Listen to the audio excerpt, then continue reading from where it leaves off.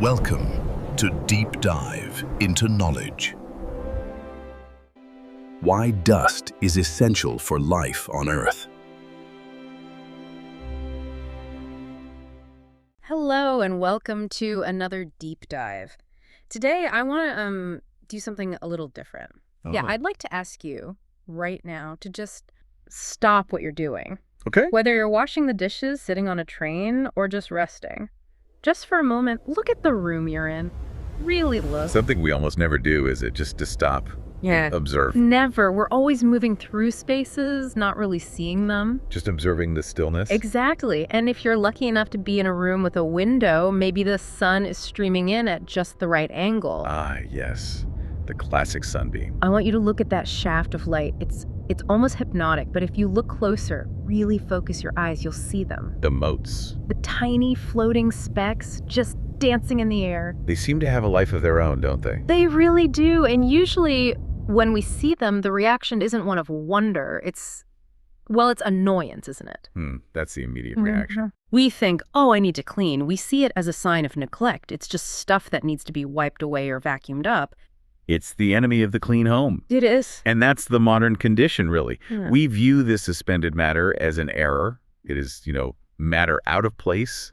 We want our environments to be sterile, static, and empty of this interference. But today, we're going to try and shift that perspective, because you told me something that's really stuck with me. You said, if I could change my eyes, if I could turn them into microscopes, that sunbeam would look very, very different. It would look like a museum, completely. Yeah. If you could zoom in on those dancing motes, the room would transform from a domestic space into a gallery of the entire planet. A gallery? Yes. Yeah. You weren't just looking at gray fluff. You're looking at fragments of the Sahara Desert. You're looking at volcanic glass. You might even be looking at the pulverized remains of a meteorite that traveled billions of miles to get here. That is such a difficult shift to make mentally. I'm looking at my bookshelf right now and I see a layer of gray film. And you're telling me that isn't just dirt. It is dirt, but dirt is such a reductive word for what is actually a kind of, a traveling ecosystem. A traveling ecosystem. Yeah. Yes. That film on your bookshelf is a chemical narrative of everything that has happened on Earth and outside of it over the last few weeks, years, or perhaps even millennia. A story, then. It implies a story. So let's try to decode that story. If I were to pick up a tiny pinch of this dust and analyze it, what am I actually holding? Where does it all start? Well, let's begin with the ground beneath our feet.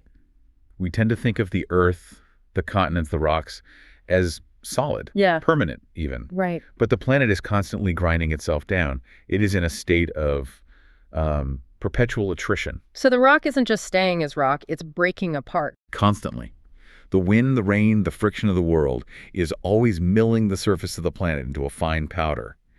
And the single biggest contributor to that sunbeam in your living room is probably the great deserts of the world. The Sahara, the Gobi. Exactly. The Sahara, the Gobi, the deserts of Australia.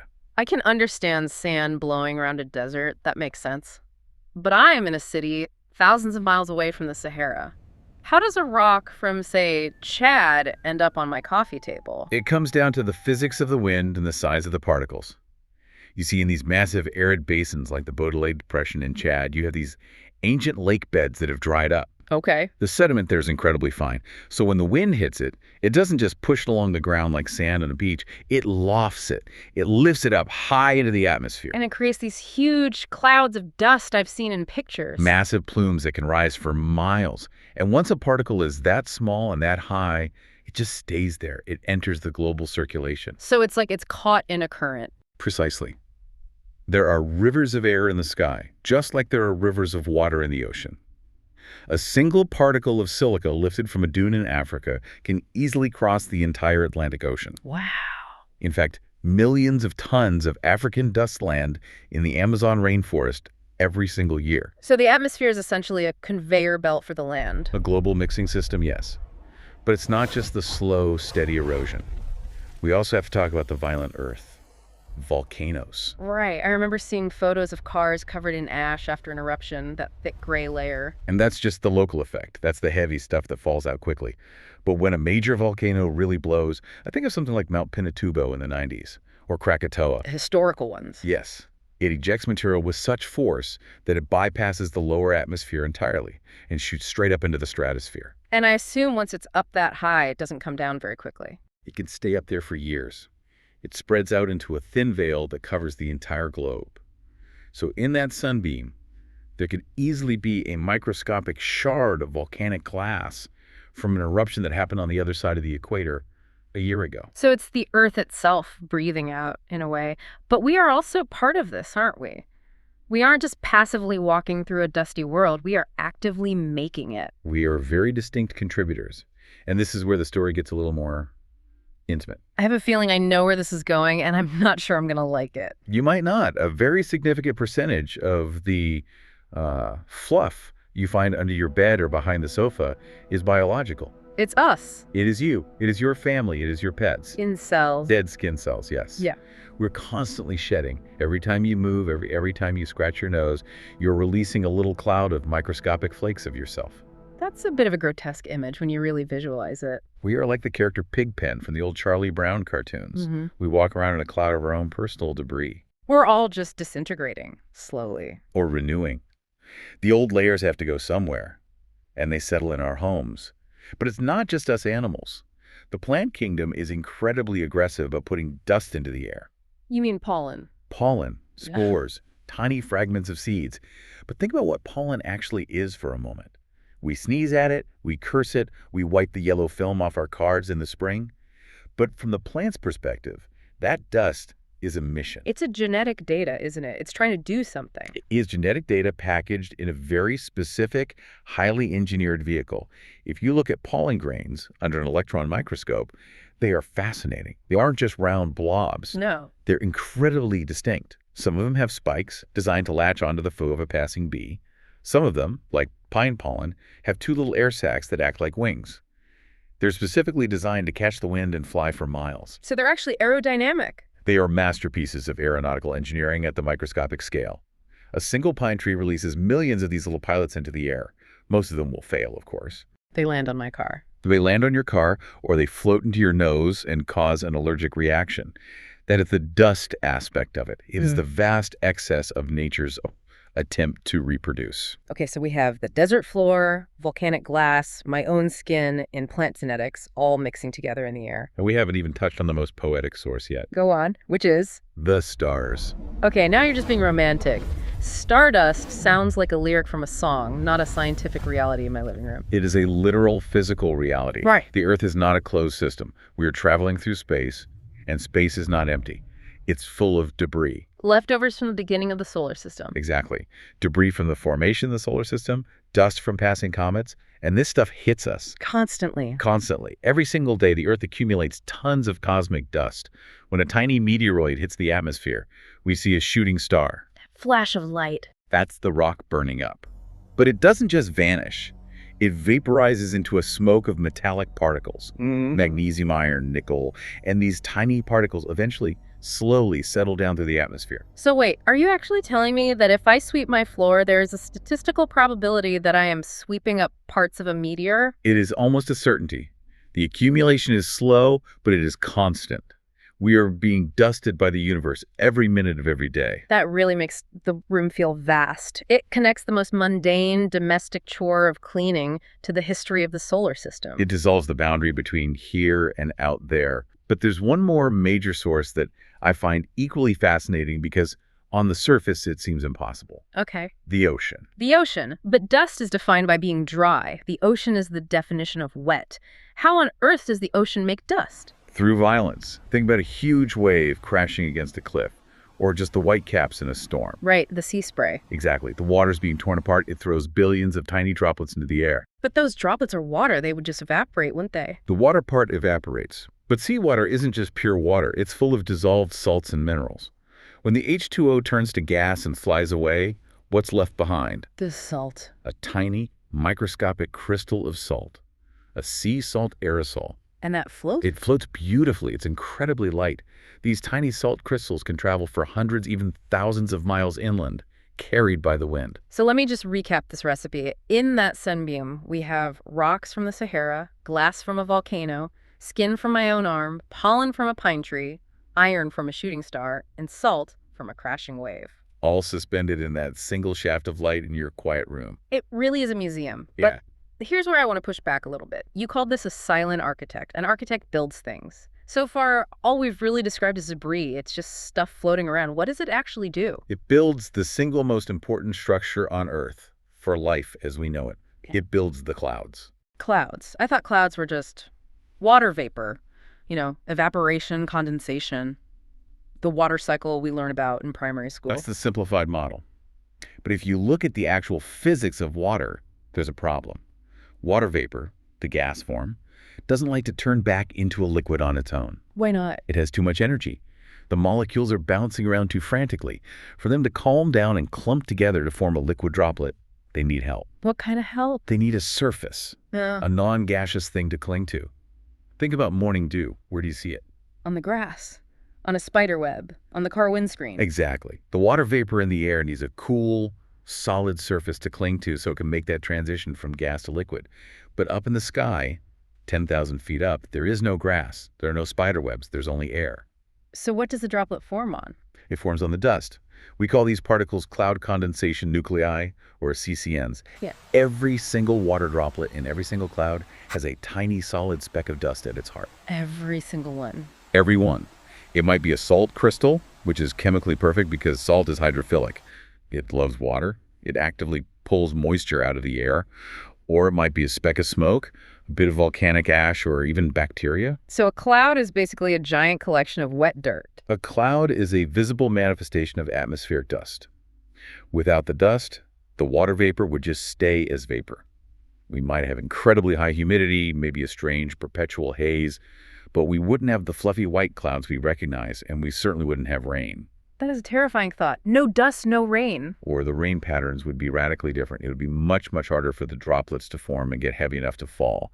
So the very desert dust that you curse when it gets in your eyes is actually the scaffolding that allows the rain to fall on wheat fields 1,000 miles away. That's a real paradox. The driest stuff on Earth is responsible for creating the wettest weather. It creates the weather, and it also creates the beauty. Have you ever wondered why the sky is the color that it is?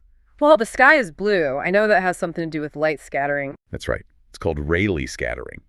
The tiny gas molecules in the air, nitrogen and oxygen, are very small, and they're the perfect size to scatter the short blue wavelengths of sunlight in all directions.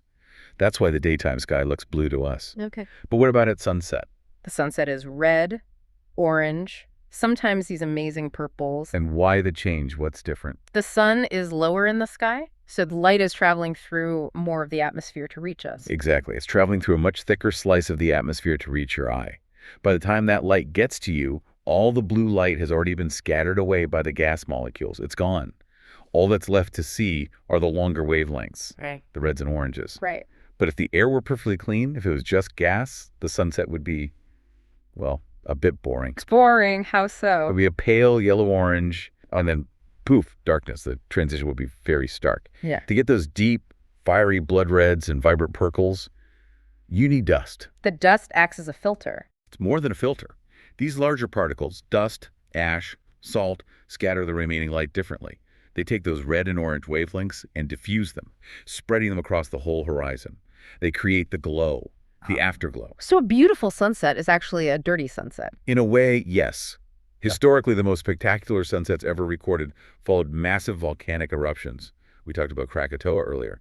In 1883, that eruption threw megatons of ash and sulfur dioxide into the stratosphere. And the sunsets. For the next 3 years, the sunsets around the world were psychedelic. They were vibrant, terrifyingly red and violet. And we know this not just from weather records, but from art. From art? How? Look at the paintings of J.M.W. Turner from the early 19th century. His skies often followed the Tambora eruption in 1815.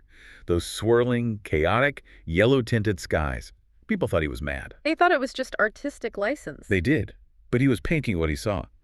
Or even later, Edvard Munch's famous painting, The Scream, that wavy, blood-red sky in the background. I always thought that was just expressionism, a visual representation of his internal angst. It was angst, but it was also realism. Munch wrote in his diary about walking at sunset and the sky turning blood red with tongues of fire. Atmospheric scientists are almost certain he was witnessing the spectacular afterglow of the Krakatoa eruption, seen all the way in Norway. That's incredible. So the history of art is, in part, a record of atmospheric dust. We are painting the atmosphere's architecture, and that architecture goes deeper than just the sky. We need to go back to the ocean. We mentioned that the ocean makes salt dust. But does the dust do anything for the ocean? It feeds it. This is one of the most complex and beautiful interconnections in all of planetary science. If you go out into the middle of the deep ocean, say the South Pacific, far from any land, the water is crystal clear. It's a beautiful, sterile blue. Which usually means it's very clean. In the ocean, clear often means dead, or at least empty. Life in the ocean, especially phytoplankton, the microscopic plants at the very base of the food chain, needs food. They need nitrogen, they need phosphorus, and they desperately need iron. Iron, like the metal. Yes, iron is a crucial micronutrient for photosynthesis. But iron is heavy, it sinks. So the surface waters in the deep ocean are often described as anemic. They are literally starving for iron. And I'm guessing there are no iron mines in the middle of the Pacific Ocean? No. So where does the iron come from? It has to be the dust. It comes from the sky. It comes from the Sahara. The dust storm we talked about earlier. That dust storm lifts the iron-rich red sand from the desert, carries it 3,000 miles across the Atlantic, and drops it into the ocean. The dust dissolves, it releases the iron, and suddenly the ocean blooms. Acts like a fertilizer. It is a natural fertilizer. Yeah. It triggers these massive explosions of life. Phytoplankton populations can double or triple in a matter of days. And this matters to us sitting here on land for two absolutely vital reasons. One, these tiny creatures are the bottom of the entire marine food chain. No dust, no plankton, no krill, no fish, no whales. So a blue whale in the Antarctic owes its life to a desert in Africa. In a direct, traceable lineage, yes. But the second reason is even more fundamental to our own survival. Which is? Breath. Breath. Phytoplankton perform photosynthesis. They produce oxygen. Estimates vary, but it's thought that roughly half of the oxygen in our atmosphere is produced by ocean life.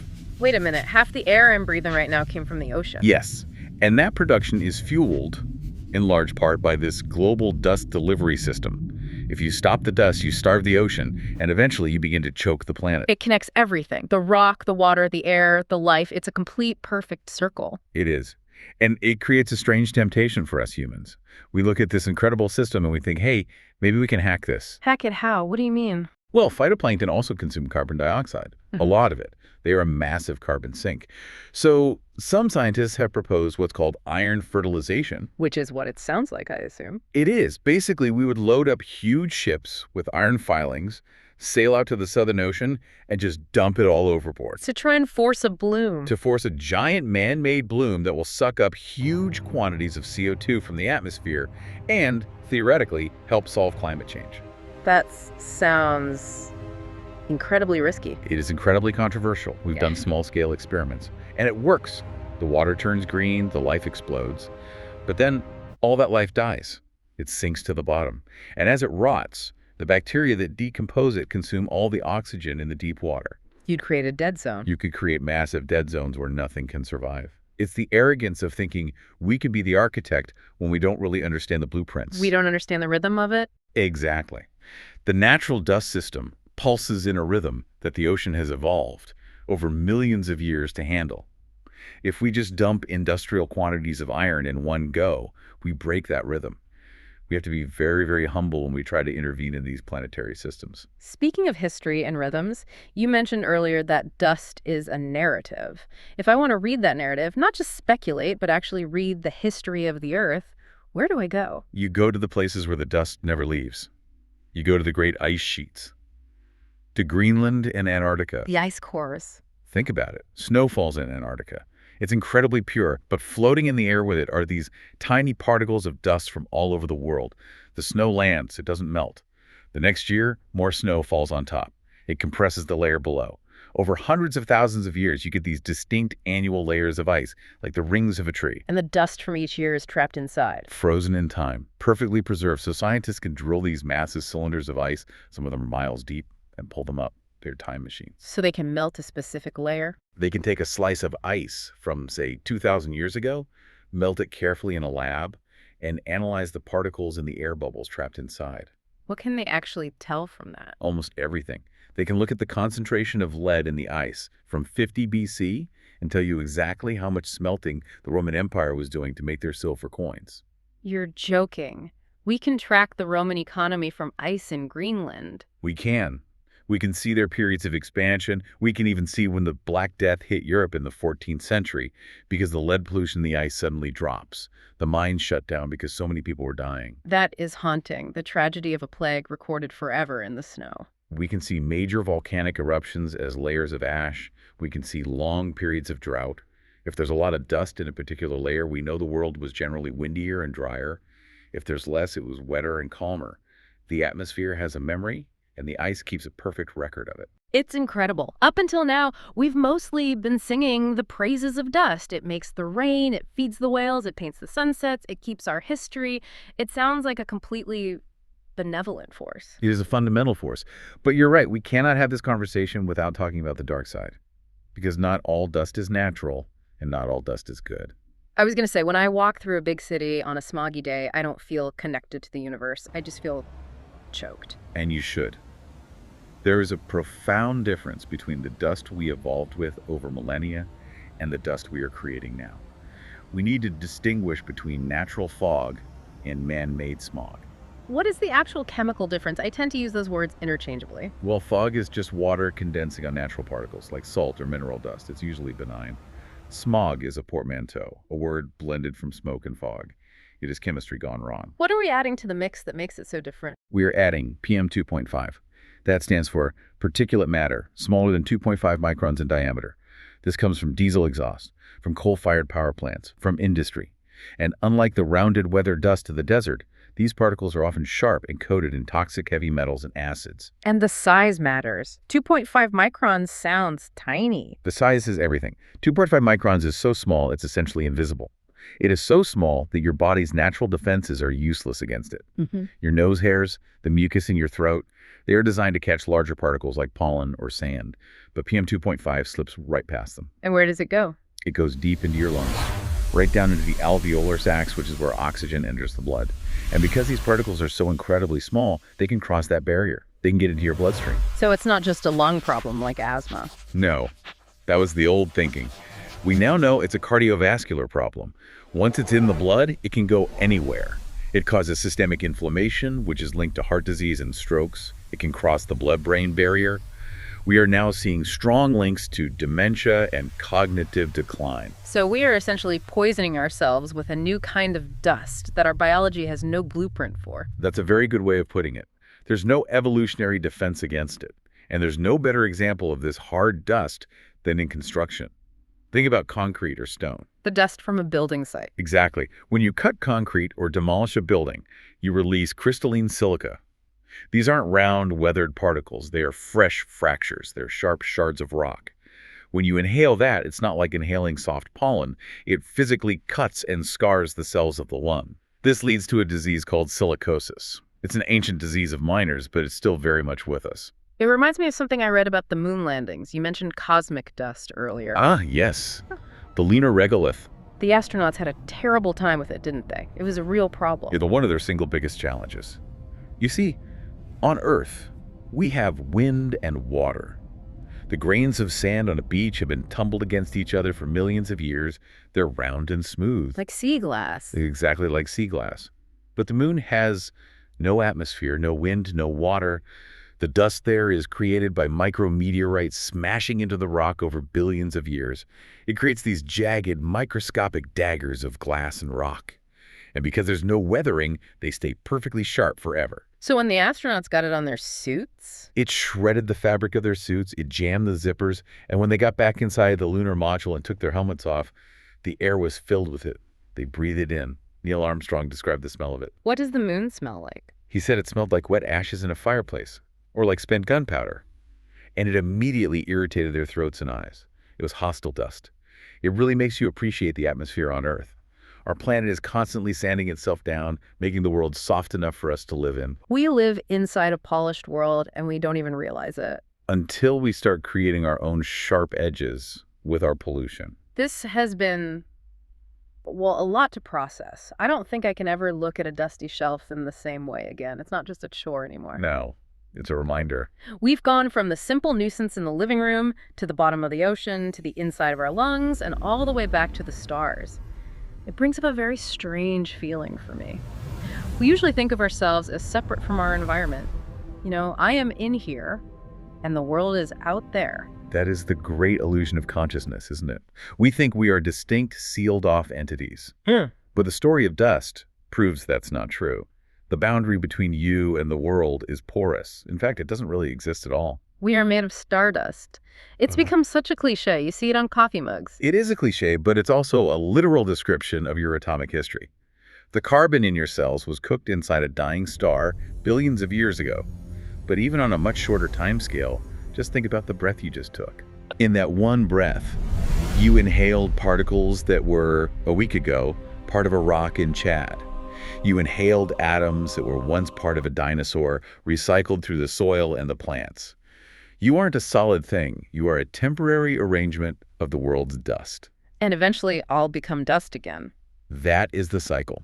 We borrow the matter, we hold it in this particular shape for a few decades, and then we give it back to the wind and the soil. It's humbling, but it's also strangely comforting. I think so. It means you are never truly isolated. You are physically connected to the desert, the ocean, and the stars in a continuous, ongoing exchange. You cannot exist for a single moment without the rest of the universe literally entering your body. So we are the dust observing itself. That's a beautiful thought, yes. So to you listening, the next time you see that sunbeam cutting through the room and you see those little specks dancing in the light, Don't just reach for the duster straight away. at least not immediately, just take a second. Watch them dance. And recognize them for what they are. They're small messengers, fragments of a much larger history. A museum of the universe right there in your living room. Indeed. Thank you. This has been a fascinating exploration of something we so often try to ignore. It was a pleasure. We hope you'll join us for our next deep dive, where we'll continue to explore the quiet wonders of the world. Until then, stay curious. And keep looking at the light.